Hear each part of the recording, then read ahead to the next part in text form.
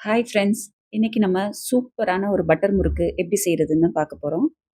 வெளியில் நல்லா கிறிஸ்பியாகவும் உள்ள நல்லா சாஃப்டாகவும் இந்த பட்டர் முறுக்கை எப்படி செய்கிறதுன்னு பார்க்கலாமா? இந்த பட்டர் முறுக்கு செய்கிறதுக்கு 3 கப் அரிசி மாவு, கடையில் வாங்கினது வீட்டில் அரைச்சது எது வேணாலும் எடுத்துக்கலாம். இதோட 1/2 கப் கடலை மாவையும் சேர்த்துக்கலாம். அடுத்ததாக ஒரு 1/4 கப் பொட்டுக்கடலையை நல்லா ஃபைன் பவுடராக அரைச்சி எடுத்துக்கோங்க. எந்த கப்பில் அரிசி மாவு அளந்தமோ அதே கப்பில் 1/4 கப் பொட்டுக்கடலை மாவையும் சேர்த்துக்கோங்க. இது எல்லாத்தையும் நல்லா கப்பி இல்லாமல் சலிச்சு விட்டுக்கோங்க. இப்போ இந்த மாவோட ஒரு 1/2 டேபிள் ஸ்பூன் கருப்பு எள் இல்லைன்னா வெள்ளை எள் எது வேணாலும் சேர்த்துக்கலாம். 1/2 டேபிள் ஸ்பூன் ஓமத்தை இப்படி நல்லா க்ரஷ் பண்ணி போட்டுக்கோங்க. 1/4 டேபிள் ஸ்பூன் பெருங்காயத்தூள், 1/4 டேபிள் ஸ்பூன் உப்பையும் போட்டுக்கோங்க. இப்போ இதோட 2 டேபிள் ஸ்பூன் பட்டர் சேர்த்துருக்கேன். இப்போ இந்த வெண்ணெயை மாவோட எல்லா பக்கமும் படுற மாதிரி நல்லா மிக்ஸ் பண்ணி விட்டுக்கோங்க. மாவு இப்படி பிடிச்சா பிடிக்க வரணும், உதுத்து விட்டா உதிர்ந்துடணும். இந்த அளவுக்கு கலந்து விட்டுக்கோங்க. 1/2 கப் அளவுக்கு பச்சை தண்ணி சேர்த்து மாவு நல்லா பிசைஞ்சு விட்டுக்கோங்க. மாவு ரொம்ப தளர்த்தியாவும் இருக்கக்கூடாது, ரொம்ப ஹார்டாவும் இருக்கக்கூடாது.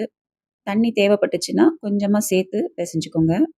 பாருங்க, மாவு இந்த அளவு சாஃப்ட்டா இருக்கணும். இப்போ இத ஒரு மூடி போட்டு மூடி வச்சிடலாம். இப்போ இந்த மாதிரி ஒரு ஸ்டார் வச்சு எடுத்துட்டு முறுக்கு பிழியிற அச்சுக்குள்ள கொஞ்சமா எண்ணெய் தடவிக்கோங்க. மாவு ரொம்ப தளர்த்தியா இருந்துச்சுன்னா ரொம்ப எண்ணெய் குடிக்குங்க. ஹார்டா இருந்துச்சுன்னா முறுக்கு பிழியும் போதே உதிர்ந்துரும்.